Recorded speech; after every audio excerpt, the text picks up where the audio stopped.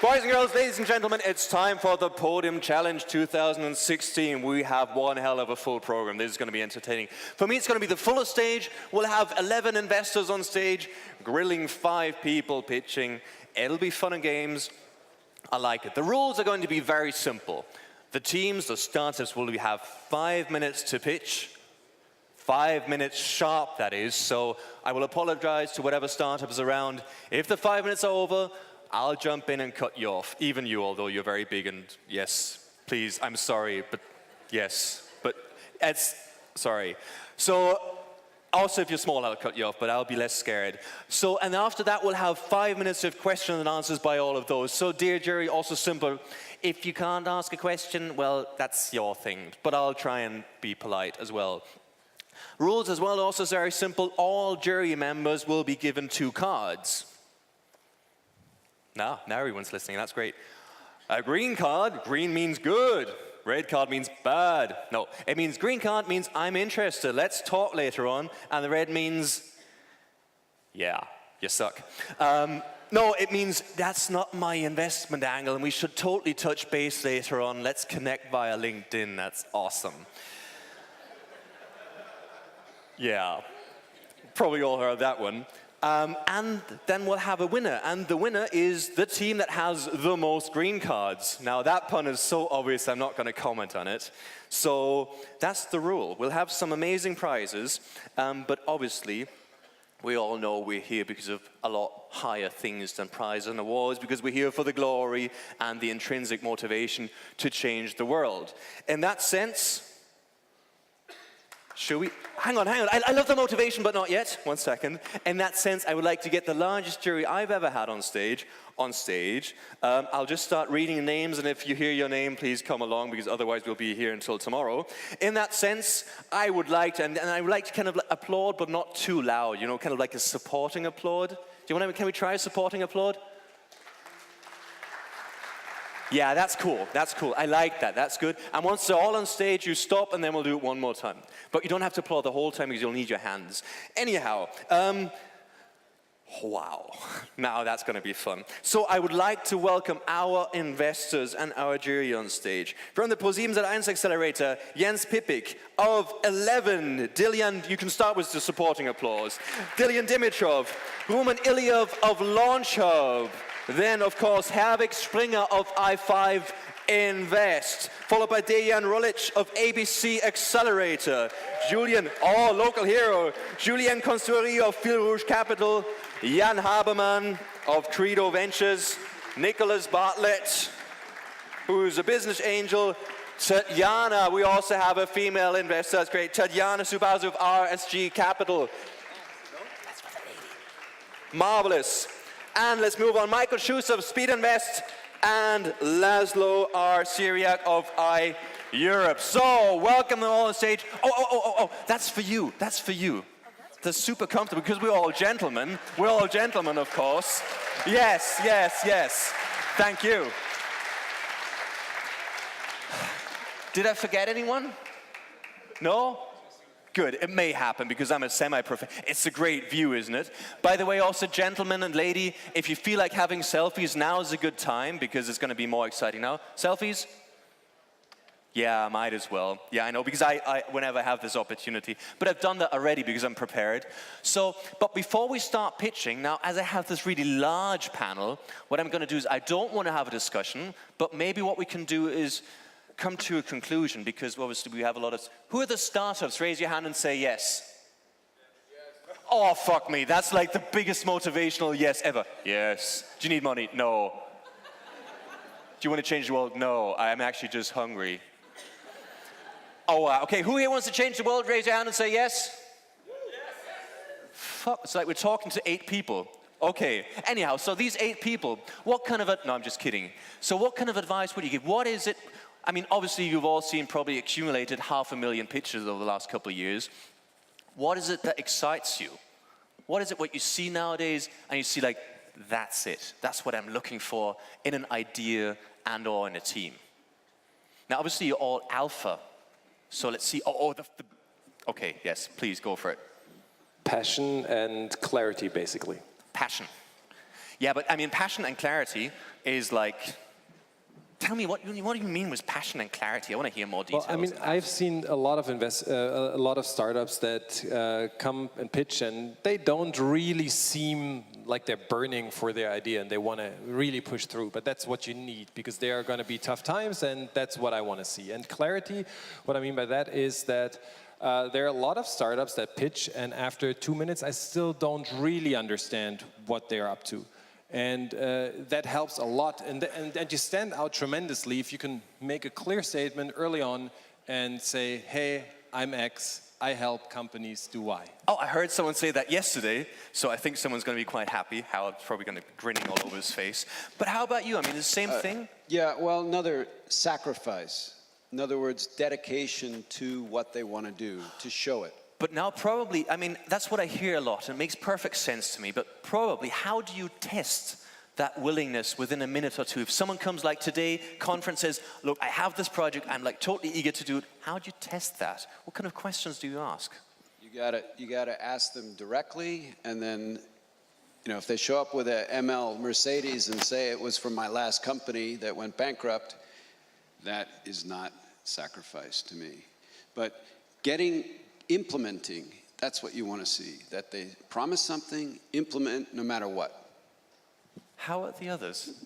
Is that it? I mean, you're all kind of, so Rob, please go for it. I would add on to that. I don't think you can really ask about that, because words are easy to be said, but you just see how the people act.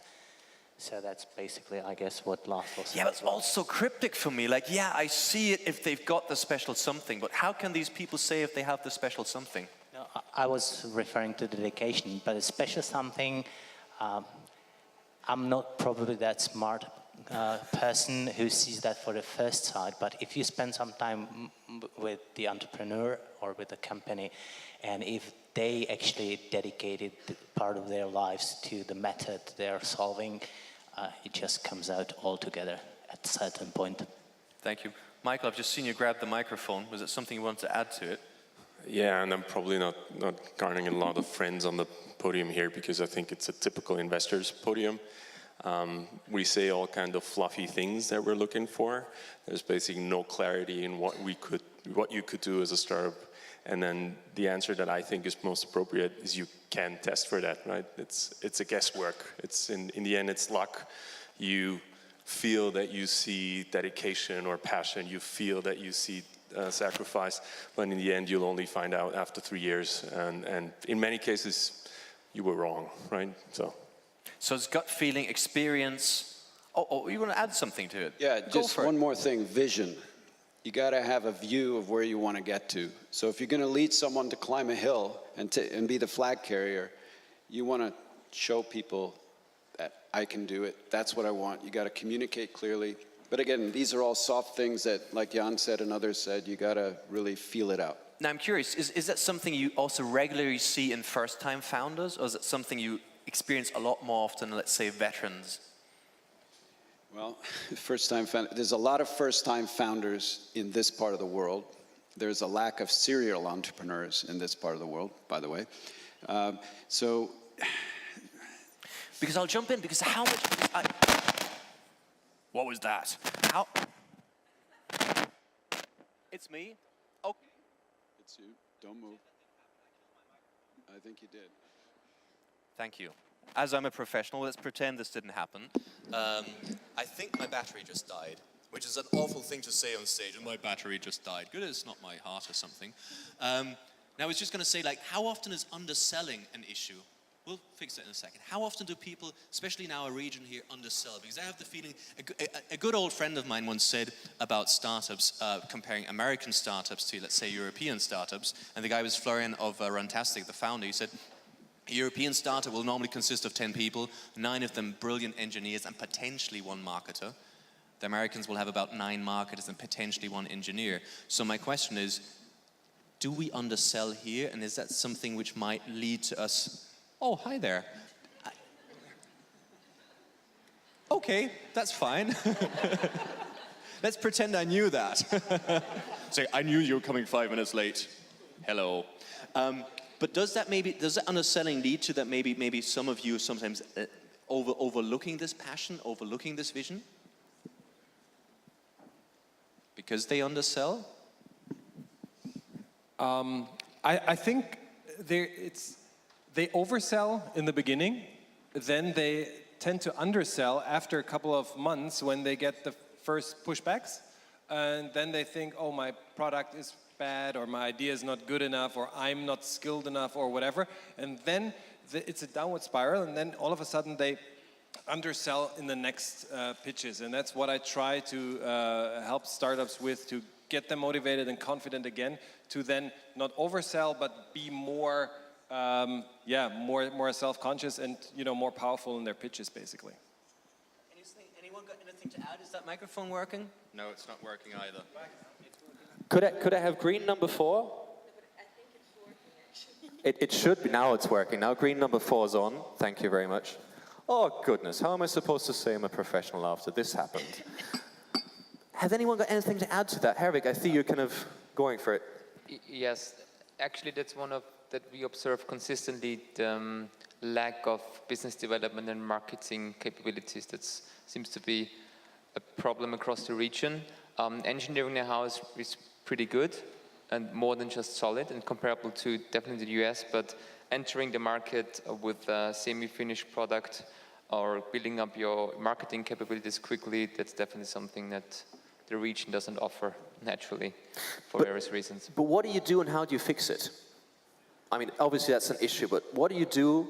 How much can you compensate and how much can you fix and how much is just something that just is there and is a hindrance? I see you... To wrap it back to your first question about founders, the team shouldn't be just one founder. I think, in my experience, you do better with multiple founders, one being a tech kind of person, maybe another being a salesy kind of person, marketing kind of person. So you need that balance. That's what I would advise. Don't just do it alone. So basically, we're looking for the perfect team that can perfectly sell and is perfect, and you have the right feeling for it. Non-existent. Well, we're not looking for that. I think we're looking for something that's good enough, actually, which is also this dilemma between like having a really great product and having a really good marketing skills or sales skills. Because like you said, yeah, in US, a lot of times you'd have like products that are sort of good or okay, but would be sold as something that's like really cool. And actually the success follows, right? Because you know how to present it. While in this region, more often you get people that want to have like these perfect products, perfectly polished, and maybe not enough feedback from their potential customers, or not enough even thinking about the potential customers and who's going to buy this. I can see nodding over there, by the way, both going like, yes. Now, please go for it. And answering and adding to that, that is fixable. I mean, we all probably have teams in our portfolios that were the engineering type, product obsessed people that would, spend years developing the perfect product, and you can educate people on going out in the market and telling them, hey, you need some feedback, you need to sell. And I actually think that technical founders in some ways are the best salespeople you can get, because they know the product inside out, they know how to sell it. Thank you. By the way, dearest investors, dearest jury, I'm not going to ask all of you, just whoever feels obliged to say something, go for it. So you're getting a plus and you're getting a plus and so are you. Yeah, okay, but just whenever you feel like saying something, say something. Because now I also have to ask, what is an area where you have the feeling most people, when they pitch on stage, under-prepare? Where do you have the feeling that's, crap, they keep making the same mistake. Why didn't they prepare that? Please, I mean, the typical pitch that we often see, and it really depends on the region, the pitches that I saw here were extremely good, but I've been to a couple of other events, and then you usually get, if that's a 5-minute pitch, the typical startup would spend 4.5 minutes on product, and then another 30 seconds on awesome team. And very frequently in the Q&A sessions, you find investors asking the same questions all over again, which actually makes me feel really stupid, because I'm asking the same damn question to every startup, and it's how do you go to market, and what's your business model, and some of the metrics that you want to hear, right? So I'd say that's the area where they mostly under-prepare, because everyone is so in love with their products that they want to make this center stage where, in fact, we're investing in businesses. Of course, product is a part of it. Now, I have to ask, and before you jump in, I want to ask a follow-up question on that. Do you invest in products, or do you invest in solutions to problems? We invest in people, because the people are actually the ones who are actually doing the product and pushing it to the market and pitch on stage and everything. So we invest always in the best combination of everything, and what we expect is extraordinary. Somebody who's willing to leave his own family somewhere, move to some other country, do the business, come back, spread it out. He needs to sleep. Obviously, we're always saying people should not sleep, you should sleep. But we are always investing in people. That's the main thing. Thank you. Jens?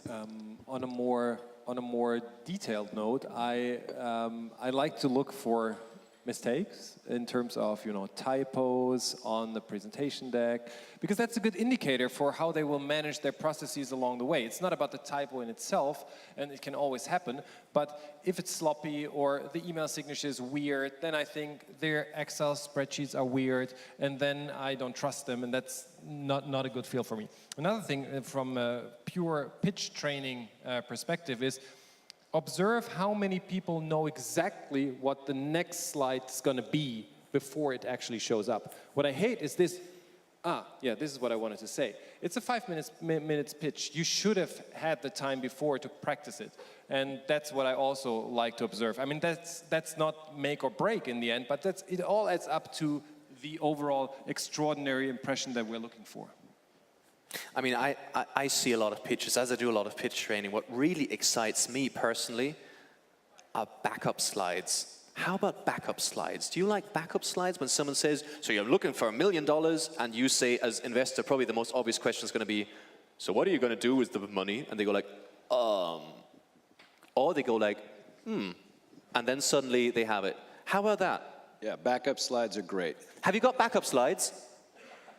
You've But got 5 minutes. What you want to do is focus people on the main thing succinctly, quickly, and get through it, like Michael said, and others, and then put all the other stuff that you're not sure you want it in the appendix. And then if you need it, call on it, and then you will be prepared and you'll impress everybody here. What's the last pitch you saw that really excited you because it was different? Is there something really memorable you saw? Because for me, like, I mean, there's so many pitches which are structured the same, and then there's once in a while there's pitches where you just go like, it doesn't have to be on stage, but just pitches where you go like, that was it. You grab the microphone straight away. Yeah, I mean, what I've very, very rarely see, but I always love to see is, hey, show me your product. I see a lot of PowerPoint slides around, hey, this is a screenshot A, B, C, and this is what it looks like, whatever. But I like it better if it's more like the Steve Jobs kind of way. Hey, I show you how it works on the iPhone, and then you see, and then it should be self-explanatory. And I've had that like once or twice, and that stands out and helps me understand better what the product actually is. What about the others? Was there like a significant pitch where you said, that really got me? Because for me, like before you jump in, about 3 years ago, I saw a pitch at Pioneers Festival, and Florian, who's quite a good guy, he was pitching his push-up app. And instead of taking the time to present it and talk, well, it's a push-up app, and what you do is blah, blah, blah, the guy actually put his smartphone on the ground and suddenly started doing push-ups while he was pitching his product. And he pushed, I think he made 83 push-ups, which is a lot, while he was presenting it. Most people had no idea what he was saying, but the point was they saw the product worked. And that's something I thought was amazing. Any war stories, please, and then go for it. Okay. So thanks to Jens to let us speak a little bit. No, joking. I think one thing that is quite important about the pitch is that I don't think that any of us here will ever make or base an investment decision on a pitch.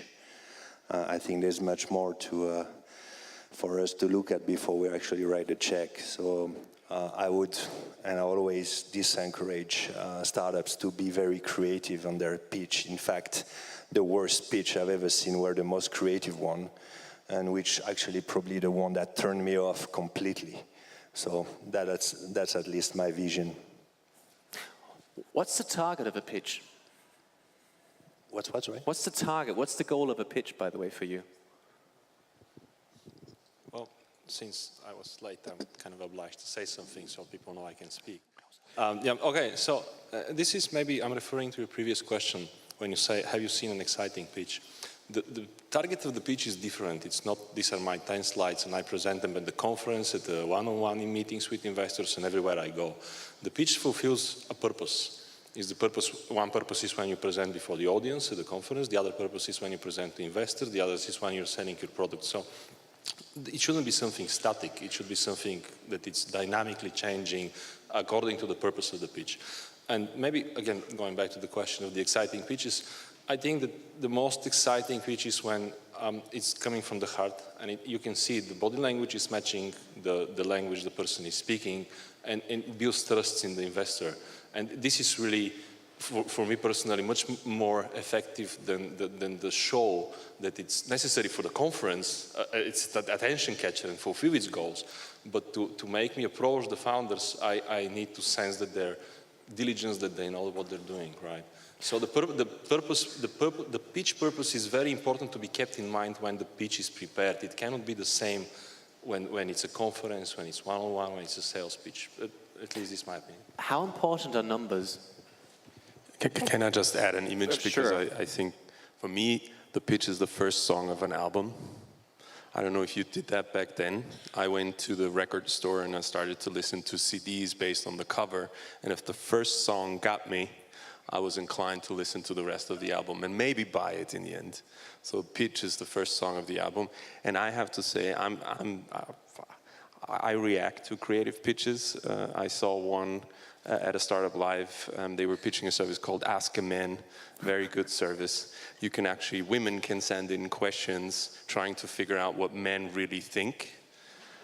So will he call or not? Does he love me or not? That kind of stuff. What should I wear on the first date? And they had a fake question from the audience. So someone in the audience, a girl in the audience, was asking a question, and he acted like he wasn't prepared for that and then answered it on stage. I still remember that pitch, and it gives me shivers, right? I mean, didn't have a business model, so the second song sucked. But, you know, it was a good entry into the album, I think.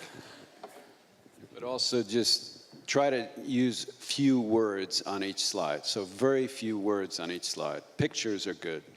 That's the passion, the story, and yeah. Now, we've been talking for quite a while, and none of you has mentioned numbers. What about numbers? Are numbers relevant for you in pitches? Is it more about the story, or do you want to see numbers? I think the numbers in terms of what's your business model and how much commission do you make or whatever, that's important. The typical hockey stick business development slide, not that important because they all look the same. And yeah, I don't know what's going to happen in 3 years, so that's not that important. But numbers in terms of how do you make money and how much does your product cost or whatever, that's important. I might add that like every startup and every person is different, also each investor looks and listens to different stuff. So for me, actually numbers are the nice topping. So if you have a great story and you can somewhere inside support it with some achievements, metrics, and numbers, that works very well for me. Now, I want to close on one question because I'm quite keen on actually seeing the pictures. But for me, I think a pitch should normally lead to one thing, and it's normally talking in detail later on. After you've seen the pitch, you probably go in and say, look, we should talk. What is it you're trying to see in a talk than after the pitch? Does that make sense? So you see a pitch on stage, you listen to it, and afterwards you say, look, I like your idea, let's talk in detail later on. What is it, what you ask it differently later on? What is it what you want to see there? Because, and I'll ask the question slightly different. I have the question, a good pitch has to lead to a very solid, long conversation afterwards. What is it you want to see there? Okay, so for me, pitch is, as I said, is not a big key to the story. I tend to place quite a lot of importance in the feeling I get with the founder, just because I'm going to be hand in hand with him for quite some time. If we go past the pitch, I kind of like to have a general discussion on whatever topics, can be sport, can be art, can be politics, whatever. I kind of like to gauge the personality of the founder, because I placed a very big importance to that. I really trust my guts above anything else. Of course, I need to like the business, but we're gonna get into bed with the founders, so better make sure that you get along with them. Thank you. I think now's a good time to start pitching. I have the feeling should we have a look at some pictures?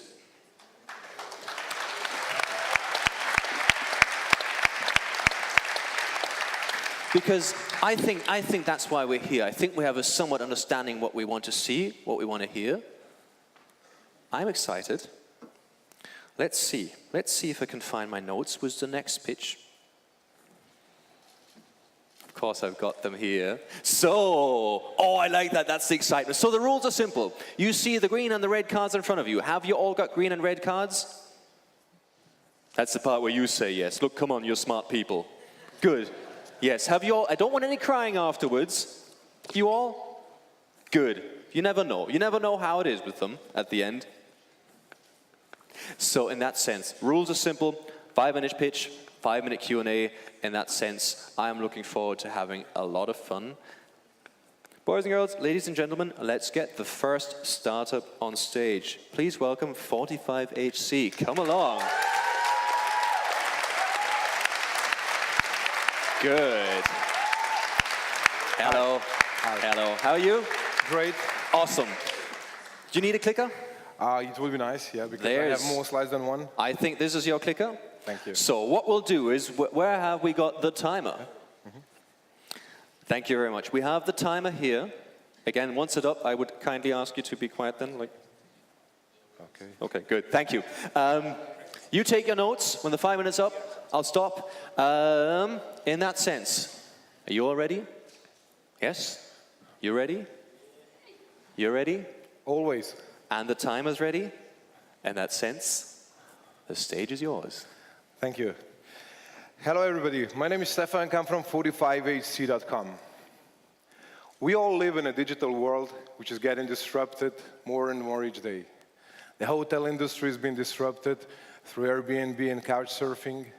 Automotive industry has been disrupted through Uber and Tesla. Even commerce and its shopping experience has been disrupted through Amazon and Alibaba. But you know, I grew up in a segment of industry which has been the same for the last 100 years. It's called logistics. If you own a small, medium-sized company and you want to import a container full of toys from Shanghai to your store, let's say, you have to do the following. First, you have to get an offer from your logistic company. It will take up to 12 days to get a quote. You will have to send 22 emails in average, and you will have to have 7 phone calls to get a shipment done. And after that, you usually don't know where the container is. Imagine all that hustle. 12 days of your life, and you don't even know if you got the best deal. I've been in this industry for over 10 years, and I have seen this pain. That's why we created 45hc.com, because I believe that booking a container should be as easy as booking a hotel room. And doing so, you can book the container under 60 seconds with 6 easy steps. You have to select from and to where you would like to ship your container, followed by choosing a size and the number of containers needed. After that, you select your preferred ocean carrier, followed by insurance. This is always optional, you can do it or not. In the port of destination, you select our partner who will do the customs clearance at the end and deliver the goods to your store. Finally, insert the supplier's data inside, submit your booking, and then you can live track your shipment 24/7 in real time. And for all that, you don't even need the logistic knowledge. All you need is a simple invoice from your supplier. The total market potential is 200 million containers per year of a global trade. And we are in phase 1 focusing only on Asia-Europe trade lane with a potential of 22 million containers. And we found our opportunity in small and medium-sized companies with a potential of 5 million containers. Well, of course, we have competition. There are classic logistic companies like DHL, Siva, Panalpina, Schenker with great buying power, but they are not flexible. And they run on very high costs, which equals high margins needed for survival. And yes, we have e-logistic companies in the competition. Containers, they do only export from US and UK. You have Flexport, serves only US-based companies, and sea rates with extremely high rates, and you cannot even custom clear the shipments with them. We are getting our clients to different models. First, most important for us is sales one-on-one and telesales, followed by digital marketing and attending fairs and events. Our revenue model is based on 3 channels. First one is booking commission, second one is licenses from agents, and the third one is getting insurance profit. We launched our MVP, let's say, in March this year. Up until now, we have 56 registered clients. We shipped 31 containers, and we covered 10 European ports. And we have a margin of 99 euro per container. In our short existence, we received an angel investment at the beginning. We received Horizon 2020 grant. We received Slovenian P2 grant. We were accepted to Best Accelerator, it's ABC Accelerator. And we are break-even. Break-even means in Slovenia because the salaries are low, so it's much easier than somewhere outside Slovenia. But we would like to grow faster. That's why we're looking for 500,000 euros of an investment to build up our sales team, to extend our market coverage in Asia as well as in Europe, to spread the word out and to attend more fairs and events. We are a team of 3, basically out of 4 from yesterday on. I'm a CEO with more than 10 years of experience in the logistic industry. I was national sales manager at the biggest logistics provider in the world, CONIN. Primoz, more than 20 years of IT experience and several successful projects behind him. Janez, our chief programmer, more than 10 years in programming and PhD in computer science. Yesterday, we got a new team member. He's an SEO. His name is Said, and he worked with Trivago and Travel Starter before. So thank you very much, and the question for you, would you help us to disrupt this industry? And the time is up in that sense. Thank you very much. Oh, thank you. Oh, goody.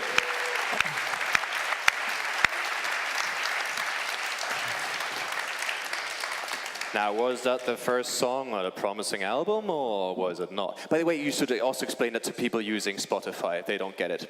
Anyhow, who feels like having a question? You're the first. 5 minutes. Go. You said you shipped 31 containers, right? Through your system already. Sorry? You said 31 shipments were already made. Can you tell us a bit more about the vendors and the suppliers? So what were these shipments about and how did it work? Yeah, sure. Everything is based on FOB. We only do FOB Incoterms. And the consignees on this side who order the containers were the biggest Slovenian importer. One is Gorenje. The next one is Metro, who has the Mana clothing shops around ex-Yugoslavia, let's say. And the third one was Illumina Vax. So all the containers arrived, and all the 3 customers are returning, rebuyers, so they made an additional purchase. Can I add to that too? So you're if I understand correctly, you're a two-sided marketplace, right? You have people who offer containers and people who need containers. And if that's correct, and then who's paying your commission if that's true? Is it the guy giving a container or the guy using the container? Thank you for your question. Is this working? Thank you for your question.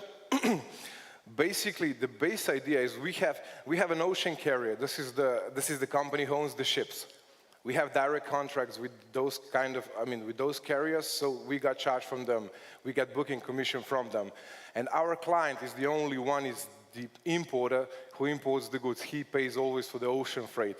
So we have a contract with the carrier, we pay to them, they give us back the booking commission, but always is this client who is ordering on this side. Let's say in this case, Slovenian companies who are importing only from China.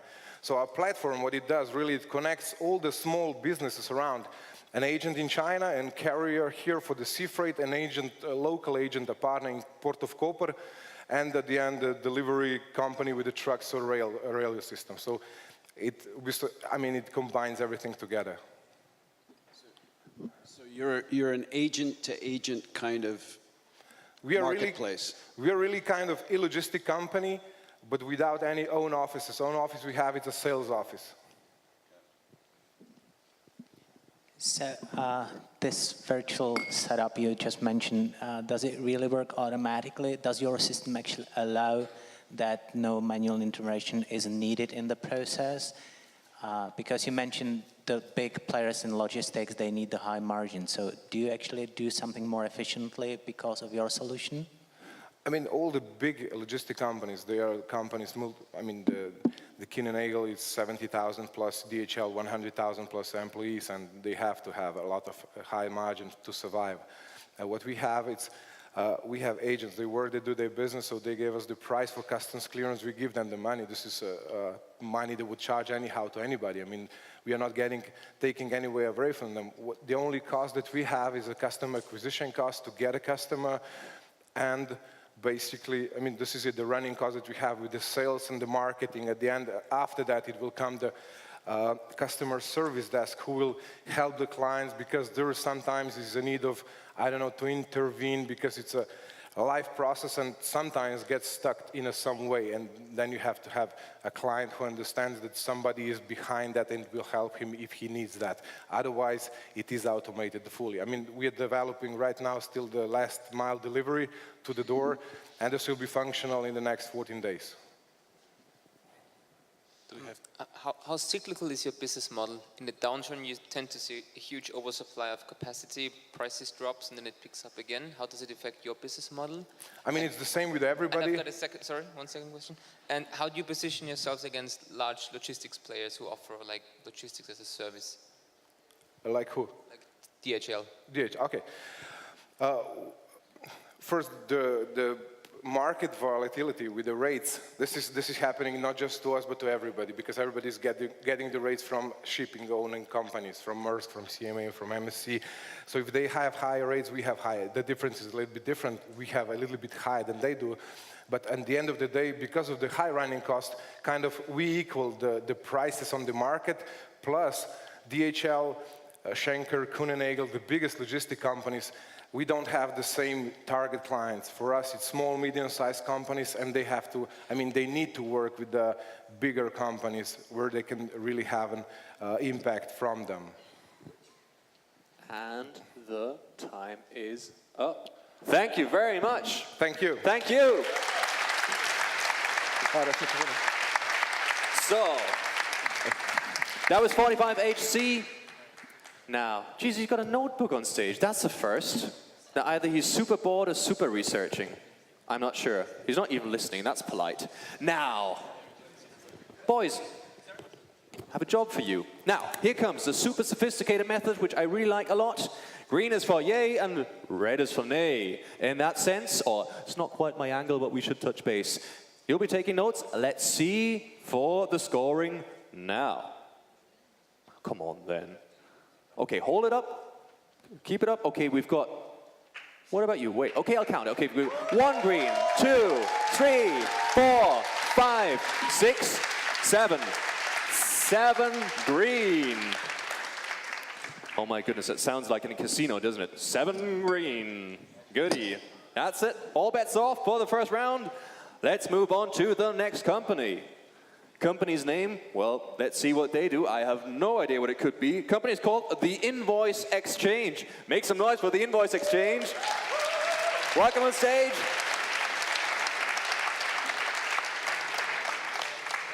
Goody. While they're getting set up, let's see. Let's see. I wonder what you guys do. Okay, so you're getting mic'd up. Have you got the clicker already? Okay, you have the clicker. Marvelous. You'll have your timer down there, which will be counting down 5 minutes. You need to have your microphone on. Nah, we don't want that. I think so. Microphone's working? Okay. Thank you. You guys and girls are ready? Yep. You're ready? The time is ready. Go for it. Today, I would like to share a secret. Small and medium-sized enterprises, the backbone of European economy. They're sitting on top of the largest untapped financial asset there is, and they don't know it. In fact, SMEs are plagued by financial distress caused by delayed payments from their clients and by a capricious banking industry. So, what is this secret asset, you wonder? It's invoices. Business accounts receivable represent short-term corporate debt which can be made into a tradable asset, connecting SMEs with the capital markets. Our product is the invoice exchange. We enable companies to sell their outstanding invoices to financial investors through a secure, auction-based exchange. And we have partnered with Bisnode Credit Agency, a member of Dun & Bradstreet Global Network. By tapping into their databases, we are able to assess the credit risk of any incorporated company on the fly. Europe is the global home of trade finance. In fact, the total amount of B2B invoices issued by European companies each year is almost twice the size of the total euro-denominated debt markets. And fintech has only scratched the surface of it. Now, there are some competing e-factoring platforms out there, but what really differentiates our product is that it is a true exchange. And the word exchange is not just there to trick you. We have built a fully integrated trading and settlement system that performs real-time gross settlement of trades on a delivery versus payment basis. This is what makes our product super scalable and is a major advantage over competing platforms. We launched the Invoice Exchange in Slovenia in November last year, and today we have over 190 registered corporate clients and have sold 3.5 million euros worth of invoices. Looking ahead, we are planning expansion into the Central and Eastern European region, and we have already made preliminary steps to establish operations in Poland.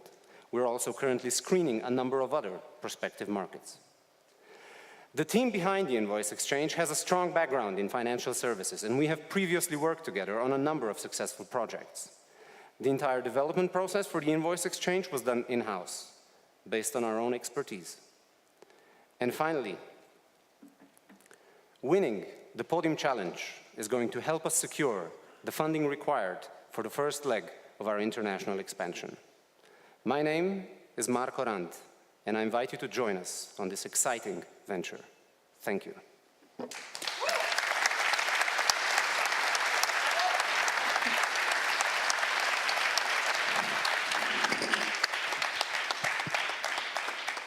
Now that was confident, and 1 minute and 45 to spare. Jerry, do what you do. Okay, so on one hand side you have the SMEs selling their account receivable. On one hand side, the SMEs selling the account receivable. Who is on the other side? Who is buying the account receivable or giving loans on for those accounts receivables, and how many of them are in the system active? Okay. The idea behind the Invoice Exchange really is to open up the factoring or invoice finance market to all investor types, to all financial investors. Currently, this is only the backyard of specialized factoring companies. So our investors are private companies currently that have 200,000, 300,000 euros of extra cash to spare. They're looking at this as an alternative to deposits with banks because we offer a higher yield, a very short-term, diversified product that can be... Sorry, what about individuals? The individual B2B loans. So the Invoice Exchange only allows trading for corporates. The reasons for that are taxation reasons. There is no such a thing as the unified market in EU for this kind of regulation and this kind of activities, which I believe are most of the case regulated. How will you scale? So yes, the answer is it is not regulated because invoices or receivables based on invoices are not deemed financial instruments. So there are a couple of factoring platforms out there that have approached the online e-factoring solution from the factoring angle. Our solution came from the exchange angle, so our IT system really is 90% similar in architecture to what you would find in trading and settlement systems on regulated exchanges or multilateral trading facilities. So looking ahead, if there would be regulation for trading in invoices, we believe we are well equipped to handle that because our system is already more or less in line with the MIFID regulative in the EU. So how will you scale? We are looking to scale by going to other countries. So the business model is based that we would like to go to, so first go to individual countries where we want to set up the exchanges, and long term we want to integrate them into a cross-border multi-currency exchange. When I sell one of my receivables, whose responsibility is then to collect? We do this as a service for investors. So we hold our clients' money. All the settlement process is done through us, and we also perform the collection service on behalf of the investors towards the debtor companies. So you're collecting from my, from the invoices that you bought as an investor, yes. So do I sell all my invoices, or can I just sell my bad ones? No, our system is very much, so the secret sauce of the system is credit risk management. We are, as I mentioned, integrated with Bisnode. So we have minimum eligibility criteria for debtor companies or invoices that can be posted. We check each invoice before we post it in an auction. So far on the 3.5 million, we have had 0 defaults. What do you mean by true exchange? Sorry, can you please repeat that? What do you mean by true exchange? You said one of the differentiation criteria is that you open up a true exchange. It means that our trading and settlement system works exactly in the same way as you would find in a regulated exchange. We act as the central counterparty to each of the trades, so the trading is anonymous. It is based on buy and sell orders, the same way as you would trade financial instruments. There is no signing of contracts when an individual trade happens. This is exactly what makes it scalable, because it can be fully automated. But Market Invoice would also claim their system is fully automated. So where's the benefit, the added benefit of a true exchange? Market Invoice does not act as the central counterparty to the trades. They have a separate onboarding process for investors, for companies selling the invoices. It is not an anonymous system. It is true that in many respects it is similar, so they do their credit risk management and so forth. We believe that applying the same trading principles that exist in regulated exchanges that have been time tested, and just using that on invoices is the way to go in this market, in the invoice finance market. What's the benefit? Because it makes it scalable. Because the system that we have really, on our part, there is no difference whether we sell 1 trade per day or 100 trades per day. It is fully automated. And I believe this is the key on scaling the business. Time for one super short question. 15 seconds. So a quick one at the end. You mentioned you've got a 0 default rate to date. So is there any threshold above which you have to keep the default rate? Otherwise the business model wouldn't work? Sorry, I really did not hear that. Oh, sorry, the default rate. You mentioned you have a 0 default rate. So do you have to manage the risks to be above certain threshold? Otherwise the business model wouldn't work? Please answer in 10 seconds. All right. So the default we define as any payments more than 45 days late. Our credit risk management system is designed in a way to prevent default, so we don't take bad invoices. Out of the whole universe of companies registered in Slovenia, our minimum eligibility criteria only takes about 9% based on the credit scores of the companies. Thank you very much. Thank you so much. That was the invoice exchange. Jesus, we've got like 3 microphones ruined in like 2 pitches and a quick talk. Let's see how it's going to be by the end of the day. We'll just be yelling at each other. Microphones do not grow on trees. Good, now that we've established that, which is also a bombshell on that day, isn't it? Let's see the results. Please reveal yourself. What have we got? We've got 1 green, 2 green, 3, 4, 5, and 6. 6 green. Thank you very much. Marko. And let's move on to the next startup. And go easy on the microphones, that includes me. Let's move on to the next startup. Startup number 3 is called PAPERLEAP. Welcome on stage, PAPERLEAP. Well, he does have a fan base. So that's good. So you brought your friends and family, or Yeah, happy, all of them. happy customers maybe also. Yeah. Oh, that's good. So you have the microphone, the clicker, your presentation. That'll be your timer. Impress them, impress them. Are you good to go? Yeah. Go for it. Hi, everybody. My name is Nicholas, and PAPERLEAP helps scientists develop the best strategy for advancing their career by publishing high-quality research. Publish or perish. This is a very well-known rule in the academia, which means that either you have a number of publications every year, or your career is over. And it does not only depend on how good your research is, it mainly depends on how good your strategy is when it comes to chasing publishing opportunities. Because especially at the beginning of your career, finding the right publishing opportunities equals to solving a very complex equation involving many, many factors.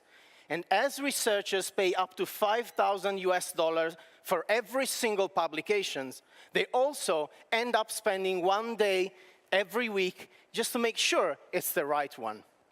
Because it's a very competitive market consisting of 40 million researchers and publishing 2 million papers every year. This is a big traffic jam that is getting worse and growing at a 5.5% rate every year. And although publishers are making a lot of money, they're becoming increasingly unhappy because they're struggling to find high-quality research. How do they search for researchers? They post their calls for publications on their website, and they send them via email to their limited address books. They have no way of knowing how many are interested in publishing with them, what's the quality of their research, and most importantly, they have no way to engage with their audience. The tools they're using until now are not valid anymore to deal with that traffic jam. So they started publishing on PAPERLEAP. They started posting their calls for publication on our website, and they can send it via email to their address lists as they do now. Thanks to our analytics, we're able to know how many are interested in calls, what's the quality of their research, but most importantly, we help them build up their community by enabling them to engaging with their target audience. By doing so, we also help researchers find the best opportunity for publishing their work.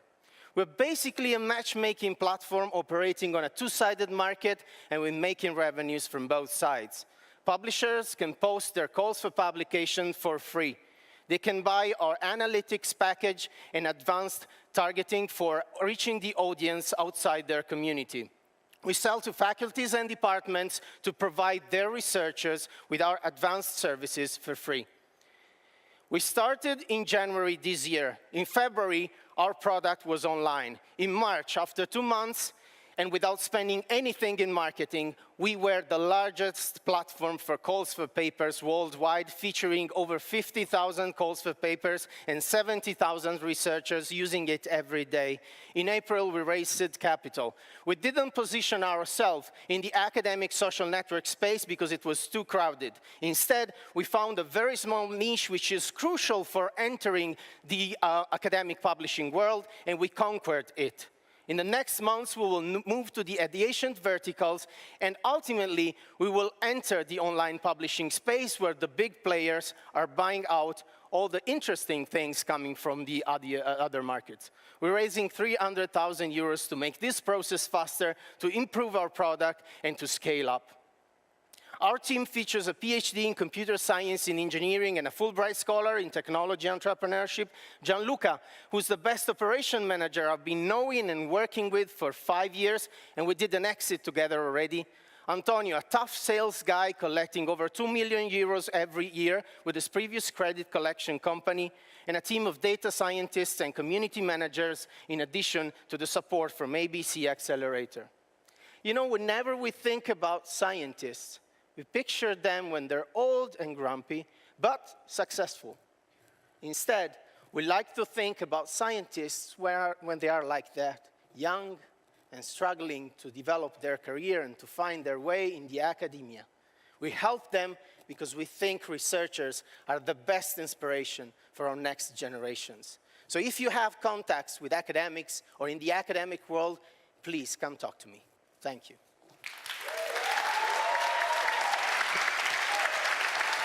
Thank you very much.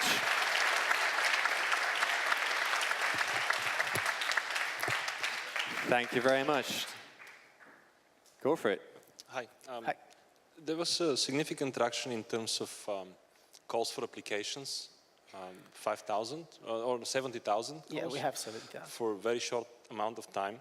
How did you do that? Did you just grab the internet, or they find you and they publish on your platform? So, first of all, we love data. We're passionate about them. So, for the first archive of calls for papers, we connected with publishers, which was the most interesting thing. But then we started talking to them, and they started using our platform, and they started inviting their community. So just to give you an example, the last weekend I was in Postojna, and I was receiving emails, and just a publisher published on our platform and invited 15,000 users. This is how we grow our community. So the call for applications were naturally registered on your platform by publishers? Yeah. Not all of them, but for this year, for sure. Thank you. How are you helping publishers with the quality of the publication, if at all? Do you have a rating system, for example, or something like that? Yeah. So there are two issues among publishers. The top-notch ones receive loads of articles and papers, and they have to screen them. We provide them with ranking based on the individual scientists. So we do rank scientists. On the other hand, there are the low-quality publishers, or the new ones, who are struggling to get in touch with their audience. And we're also providing them with people who match their kind of quality. Thank you. Please. How do you actually rate the researchers or publishers? Researchers, not publishers. Sure. There are many, many indexes, article-level metrics, collaboration indexes. We use the standard indexes for ranking authors, which are the de facto standard in the academia, but we also introduce other indexes thanks to people we are collaborating with. But then doesn't help, for example, like young researchers who want to start with their, who are just in the beginning of their careers? Sure, but for young researchers, of course, they won't be ranked, but they will get an opportunity of getting an easier access to publishers. And this is key for them. I mean, I was an independent researcher, and I was struggling with that problem, and many of my colleagues were in the same situation, and they eventually dropped out. Next question, please. I may have missed it, but how do you actually make money? So, publishers can publish their calls for papers for free, but in order to reach, to understand what the audience is, they have to buy our analytics package. In addition, they can buy targeted advertising to people in specific scientific communities to reach out to scientists which they don't have in their portfolio. We also sell to departments so that their scientists can use our platform for free when it comes to additional services. You're acting in a two-sided marketplace. The usual approach is you take the more difficult side first. Which one do you think is more difficult? Well, the academia would be the more difficult if we targeted it top-down. But we're using a bottom-up strategy which is paying out. And by using the snowballing strategy on organizers, we are having them on board with us to help us increase the community. And you said that basically the publishers are paying. Now they are facing actually a supply-side market. So where actually their power is much bigger than those on the academia side. Why are they paying? Because they are already paying for some services on other platforms, not offering the same service we offer. So they are already doing that. And that's why they're already publishing with us. 50 seconds, one question. Out of the 50,000 calls for papers, roughly how many of them were paid? To now, we don't have any paying customers because we just started. Thanks to the ABC Accelerator, we were understanding our business model, and now we are starting to interact with publishers and trying to convert them into paying customers. But so far, the negotiations we're having are going really great. So we will have 20 paying customers by June for sure. And for the writers, are you rating, if I understood, you're rating the publisher as well? Yeah. Yeah, so the guy will know that it's going to get out there. Not only we're rating the publishers, we're rating the individual conferences or issues or journals. So it's kind of an article level metrics for conferences and journals. Thank you very much. Thank you. Thank you very much, PAPERLEAP.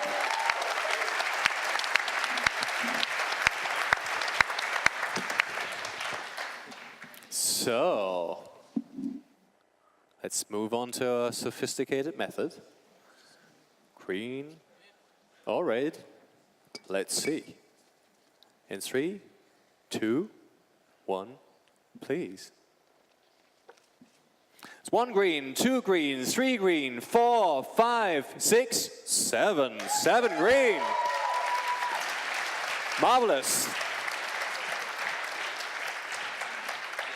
3 down, 2 to go. Let's have a look at the next pitch. The name of the next company is called Predict Leads. Welcome on stage, Predict Leads. That was fucking horrible. Come on, a bit more than that. Thank you. Good. The next applause you're going to have to earn, my friend. You've got the clicker. Is the microphone comfortable? It's working. Really? I'm not sure. It's better now. Makes you look like a politician. Like this? From back in the day. That's a lot. Better? Better? I don't okay. know. Looks what? You'll have looks your right. timer down there. You know what they do. You know what they do. Are you good? Let's start. Go for it. Hi, my name is Rok. Today I'll present to you Predict Leads, a product that uncovers hidden company insights. Let's take a look at one of our clients, Aperio. Aperio is an outsourcing company with more than 5,000 prospects, more than 500 clients, and their sales professionals are currently sending out every few weeks generic emails and receiving very, very low reply rates, which is a problem. John Barrows, advisor to Fortune 500 companies, said a few months ago at a Sales Hacker conference in San Francisco that one of the most important things sales professionals need to do when they're reaching out is they need to provide a reason for their contact. They need to be relevant if they want to open up a conversation with a prospect. And that's exactly where Predict Leads comes in. Predict Leads provides sales professional, just like this. Okay, so we were at Aperio, an outsourcing company. It's good for the sales professionals to be relevant when they're reaching out to their prospects, and Predict Leads helps them do exactly that. So we provide relevant information about prospects. So how exactly do we go about doing that? We crawl tens of thousands of news sites, PR sites, blogs, company sites, Twitters, LinkedIn's to find the so-called buzzword sales triggers. Now, what are those? Sales triggers are events such as leadership changes. We can detect if a company has changed their chief technology officer, if they've hired new HR manager, if they've received funding, if they've opened up new job positions, if they've received awards. We can detect more than 35 such events. So sales reps can consume the information we provide via email, Slack channel, or directly via our web application.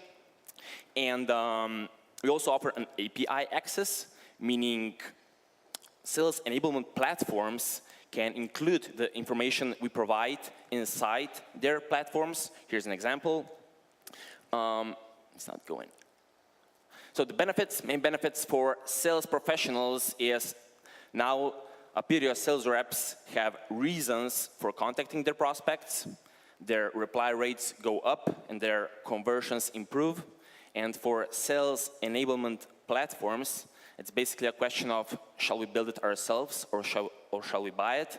And since it's much more cost effective for them to buy, we hope that more and more will make such decisions. We're currently focusing on building a great API, which presents our beachhead, our go-to-market strategy. And in the future, if it will make sense, we'll focus on building on top of this API. We want to position ourselves more as a self-service tool that provides time-sensitive data that can be queried. These are our current clients. We've earned more than 17,000 in the past 2 months. The team consists of 3 engineers. We know each other for more than 14 years.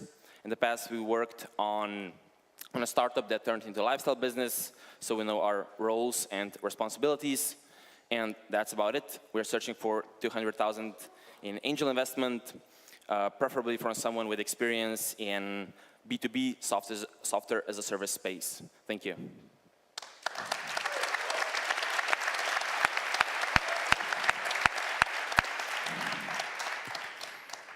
Goody. It's interesting. It's part of my daily work, especially when we do business development, corporate development for our clients. What I found is there are like millions of solutions out there. This simplest one, Google Alerts, which actually is working quite well, and it's for free. And we use a couple of data providers. In the end, they're either pretty expensive or they're not too good.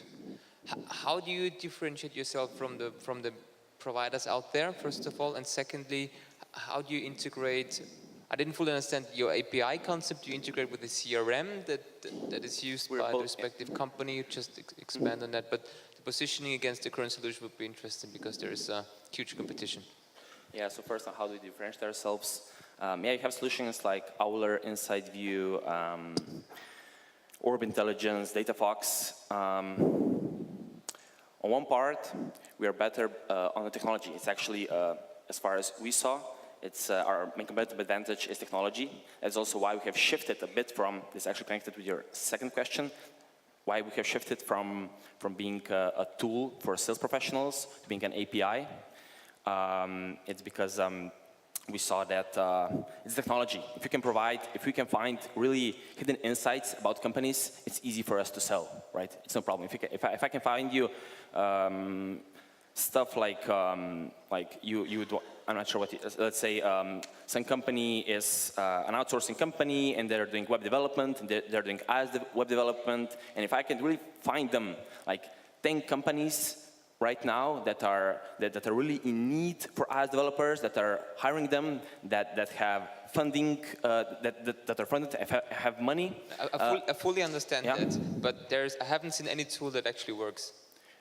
Exactly, so it's the technology, right? And what we do is we partner with Josef Stefan Institute. So what we do is a bit more sophisticated than what our competitive solutions do, what Owler does, what the Orb Intelligence does, what Inside View does. They basically do a bit more, yes, it's a technology game. So that is why we believe that through technology, that's why we're focusing on our API, so that, yeah, we can really find what they cannot find. Because I'm a user of all of those, of all of our competitors, and I get daily alerts for them, also Google Alerts, Owler and all of them, and I see where the problem is. They're not too specific enough. Can I ask a related question? So how much is the setup time, not for you from a technical point of view, but for your client? And not from a technical point of view, but to really use the system and set it up. How long do you think that will be? Yeah, I mean, all they have to do is they have to export the data from Salesforce. They export, say, 10,000 prospects. They upload it into our app, and the next day they get the hidden insights, the things we can find. If we are talking about API integration, it lasts longer, of course. How do you know that the insights you provide are available for your customers? How do you know that they're relevant and they make next steps from them? How do you measure the quality of the insights?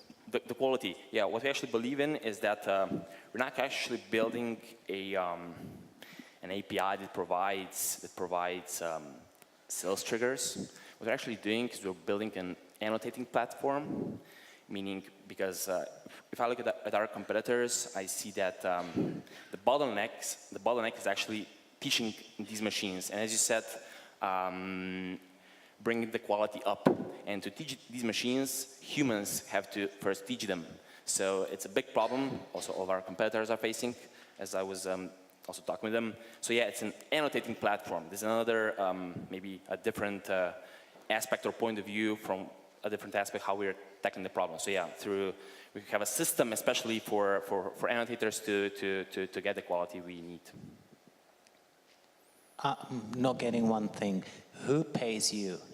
Is it the end client, the sales rep, the company who wants to get the leads, or do you expect that the CRM providers and the companies who integrate with you through API would pay you? it was a bit, I can hear you well, but what I heard, yeah, it's the sales reps who buy the solution, who pay monthly. It's paid monthly. If it's an API integration, then of course, I mean, the company decides for that. And was that your question? Yes, it was the question. So you're trying to sell to your end customers directly? Yes. Any other questions? We've got 1 minute. If you're happy,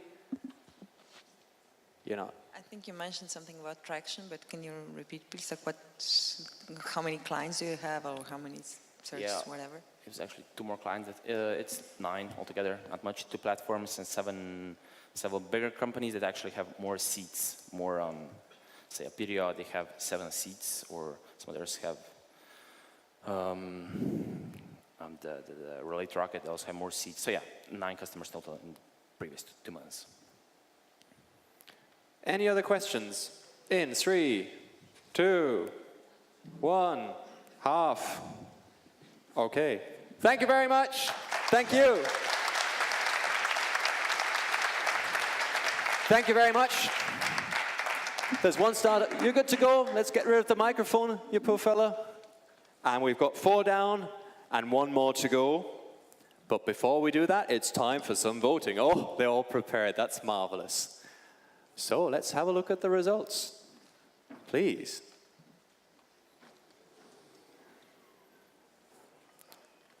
In marketing, we call that there's a lot of potential. Okay. So in that sense, there's a lot of room. That's what you call market research. Okay. On the other hand, maybe you're all not visionary enough. You never know. Let's move on. 4 down and a 5th to go. Let's welcome on stage PriceJet. Hello, PriceJet. Hi. Hi there. Hi. There you go. Yes, please, please. That was quite tentative. That's the clicker. Have we tested the clicker? Is it working? Does the microphone work? Yeah. It hopefully does. You'll have your timer down there. Clicker, audience, jury. If you're good to go, go for it. Hi, everyone. I'm Mitya. I'm the founder of Price Pilot. What do? We're turning hair salons into airlines overnight. Airlines invested decades and billions into booking systems that fill every single seat on their planes, and they call it yield management. We've built a yield management platform for salons. The basis for everything is a pretty sophisticated online booking, and on top of it, we have 3 major features: dynamic pricing, automated advertising, and loyalty management. We use dynamic pricing to equalize the demand and supply, to fill those empty morning slots, to fill the schedule of young employees. Our salon owners can set their prices manually, or they can use our autopilot to set the prices, our price pilot. Then the prices are set automatically based on supply and demand. To get more demand, to get new customers, we automated local online advertising. We launched Google, Facebook, Instagram campaigns a few kilometers around salons, and it's all done automatically. All that salon owners have to do is to confirm the budget for the next month. And because it's a local business, it's pretty scalable. And the third part, loyalty management. We try to get more demand from regular customers. And we use, for instance, personalized special offers to do that. And this package works. We were counting new customers. There were 50 new customers, which is awesome. I admit I wasn't expecting such a success. Smiley. That's a customer after 3 weeks of using Price Pilot. The second one increased their revenues for 50% in half a year. And the third guy here who's doing massages with his massage team, he increased his revenues for more than 70% in half a year. Our plan is to bring advanced IT to small and medium businesses. We collect data, we collect booking data, calendar data, social calendar data, and we try to predict demand.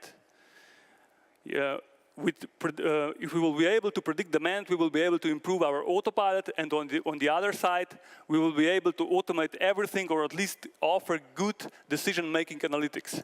We got great customers here in Slovenia, the biggest Slovene hair company, Lasana, 4 million revenue. We got the Slovenian Vela distributor with their salon, 5 million revenue, and we got the biggest distributor in the region with their salon, Illyria, 20 million revenue. Now we are negotiating with distributors, and for instance, Vela distributor will now offer Price Pilot as a perk in their salons. Illyria is willing to sell our Price Pilot in their huge 10,000 salon network. But we will start our global expansion now in Asia. Why in Asia? Because they're crazy about salons and they're crazy about technology. And we were lucky to get an investor, Eric Lawrence, an ex-managing director of sales of Sportradar, who invested in our company, and he's a real Asia guru, Asia marketing guru, and he's now running our operations in Asia. We started in Singapore, and we will onboard our first salons there in August. This is our business model. We charge here in Slovenia 20 euros per location, 10 euros per employee, and we have an extra premium package, 30 euros for the automated local advertising. In average, it's around 80 euros per salon. There is a huge future potential in e-commerce, of B2B e-commerce of professional cosmetics. Our main competitors are marketplaces. Why?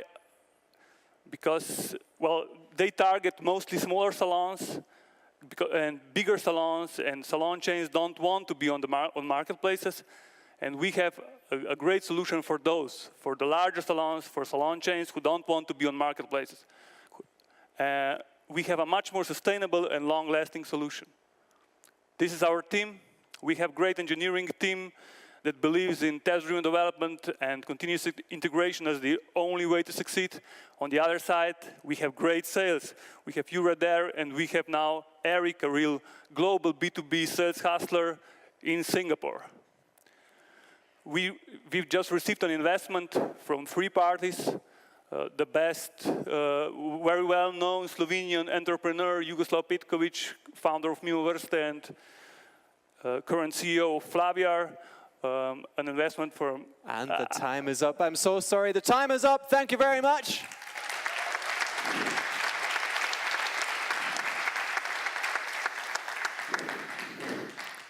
Dearest jury, please. All right, I have 3 questions.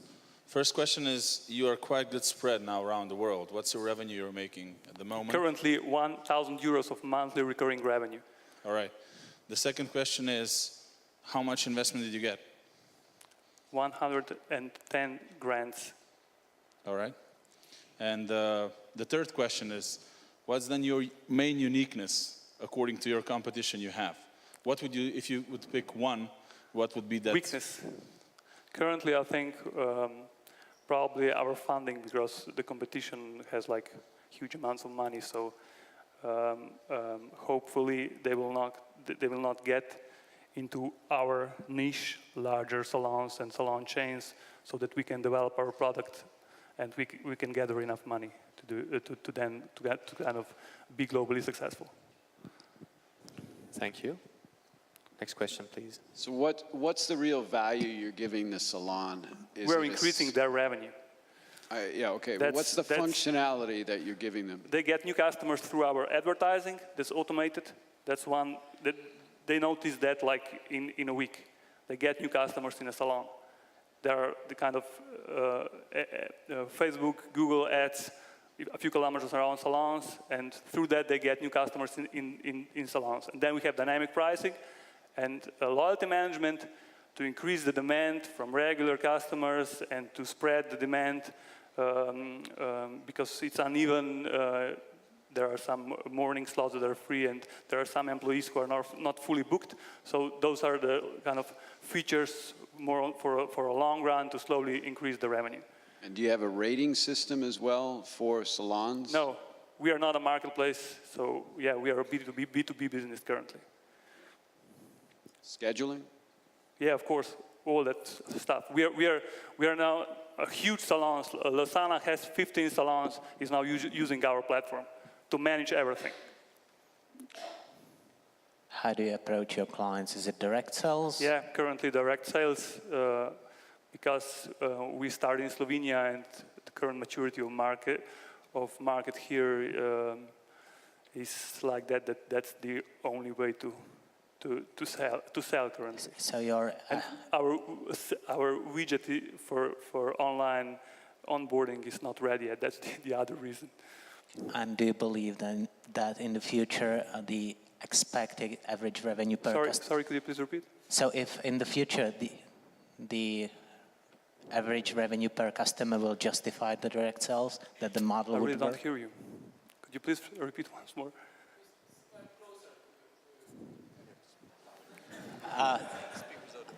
So if you believe that in the future the average revenue per customer will justify the direct sales approach, if you actually make money on that? Well, now we target really huge clients, so they are like chains, and probably it will still be a direct sales, you know, because but it's pretty scalable because those are huge scales from 10 to 100 salons, so it's still scalable.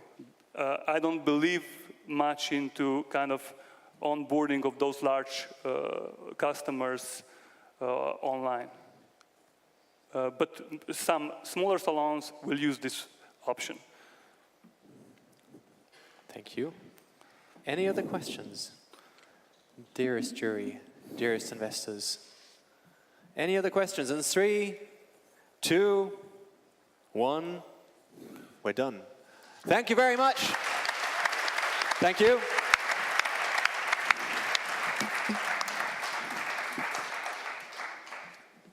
Gather your thoughts.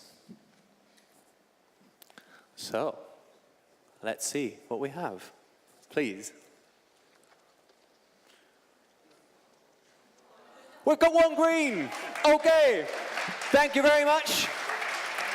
So, I think, first of all, let's ask the audience. What do you think of the pitches? Do you like it? You're not sure who's won yet, so let's find out. This'll be fun. Before we find out who the overall winner of the PODIM Challenge is, we have a special little prize we'd like to hand out. And for this, I would like to ask someone from Deloitte on the stage to me. Where we got Deloitte? Please welcome Deloitte on stage. Welcome on stage. Right this way, please. And for that, hello, how are you? Are you well? Good, you'll be needing a microphone, I believe. Can we maybe have a microphone for this gentleman? Thank you very much. And I would like to have the 5 finalists please join me on stage as well. Could we have them again on stage? Thank you very much. While coming on stage, so maybe you could join me along this line. Join me along this line, that would be marvelous. That's perfect. Don't worry, don't be shy. Goody, we've got the better view. Now, what's going to happen?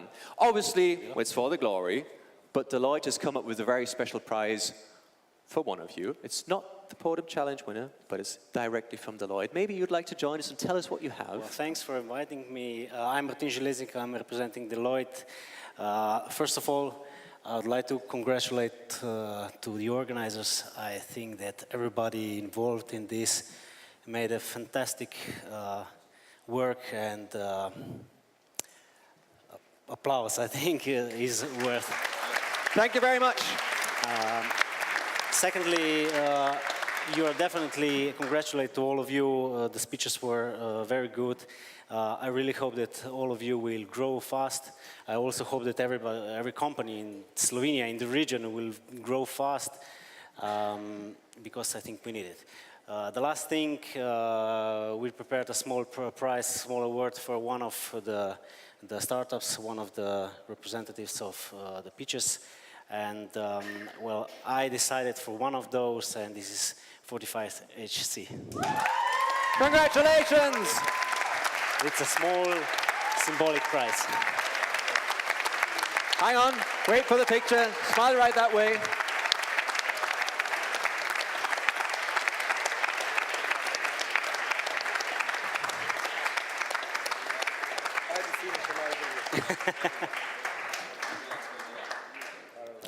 Thank you very much, Martin. Thank you very much to Deloitte. Congratulations on our winner.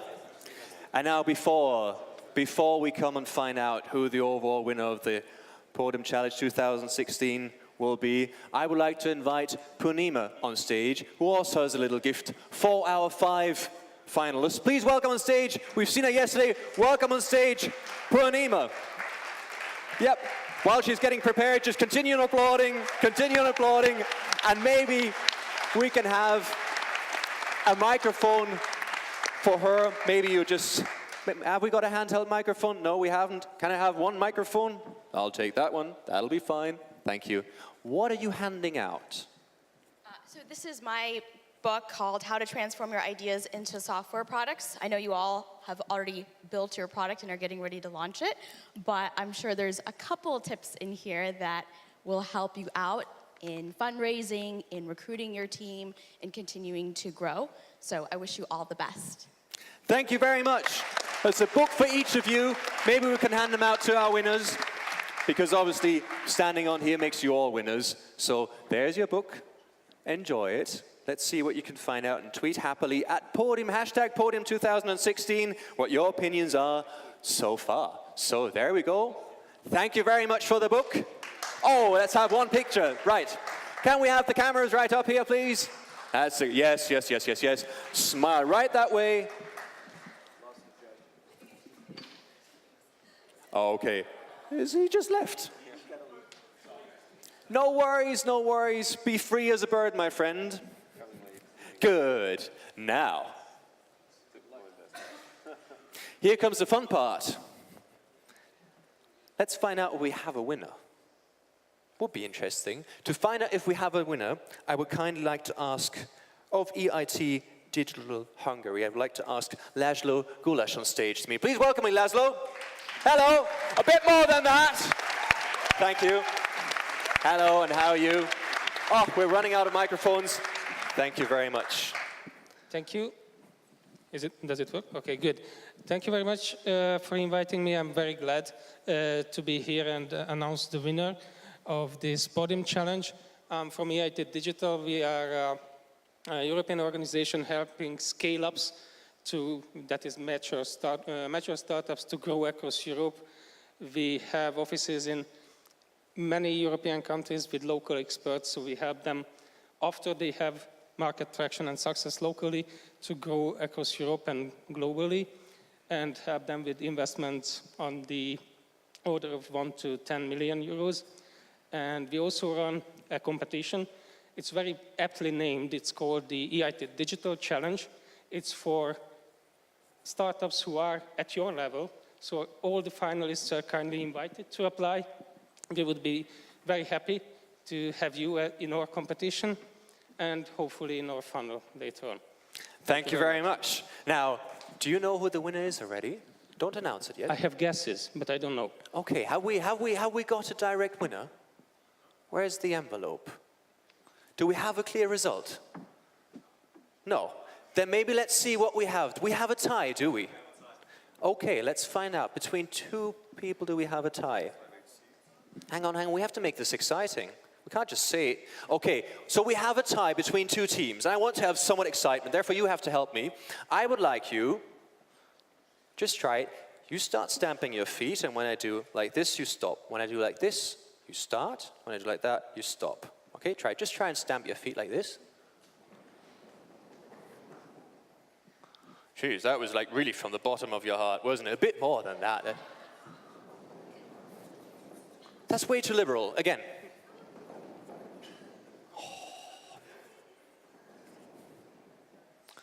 The left understand, the right doesn't. I'm semi-happy with that, but I hope you understand when I do that, it's finished. Yes, right is liberal. That doesn't make sense, but anyhow. Let's see who the first of the 2 is. Who's made it? Let's come on. And the first is 45HC. You're the first candidate. Take 1 step up front, my friend. Stand right there and wait. Let's see who number 2 is. Number 2 is PAPERLEAP. Congratulations, PAPERLEAP. Now, I would like to thank the other three for joining us. You've been great. Obviously, it's just one small step towards the ultimate result. Thank you very much. Give them one round of applause, please. Thank you very much. And now is the part where you will have to leave the stage. Thanks a million for joining in. Right that way, please. Boys, that's the part where you have to leave the stage. I know it's beautiful up here, but you'll have to go that way, like now. Oh, here we go. Please do. Right that way. Now, obviously, we have so much of a challenge. Where have we got? No, we've got three. We only want two. The two. Goody. Okay, thank you very much. Now, we have a small challenge because we have two drawn. So, what we'll do is, let's see. What we'll do is, you are going to be Team Green, you are going to be Team Green, and you are Team Red. Move right this way, please. Here's the fun part now. Obviously, we keep on losing people, that's awful. I just turn my back once and you go away. Jesus Christ. Now, what we're gonna do is, Team Green, right? Yeah. Team Red, right? Yeah, sure. Anyone else wanna join us? No, that's great, we're very liberal today. So what we do is we need to find an overall PODIM Challenge winner.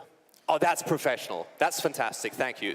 So just that we do not have any form of misunderstandings, I'll count from 3, 2, and 1, and you either vote for Team Green or Team Red. So far, so good? Show us your thumb up if you've understood. Let's do this. Oh, I just get an awful look. That means, yes, we've understood it, you dipshit, and just do it. Okay, fine. In that sense, I'm gonna count 3, 2, 1, and then we see if we have a winner. Now, obviously, I'll do 3, 2, 1, and we do this, okay? So, 3, 2, 1, and let's vote! What have we got? We've got 1, 2, 3, 4 for Team Green, and 1, 2, 3 for Red. That means 4 for Green. Team Green wins. Congratulations! You, my friend, are the winner. Congratulations to our PODIM Challenge winner 2016. Now, this is absolutely the prize. Probably we also have an envelope. We're running out of microphones. Maybe you want to say something special and say you're happy. No, wait, you have a microphone, right? No, you don't. No, don't. How does it feel? Thanks for the prize, man. Thanks to everybody. Thanks to the jury. And well, felt great, much better than the yesterday. And I'm really happy to be here in this. I have to say it's an amazing event. My first time at the podium, and definitely will be coming back.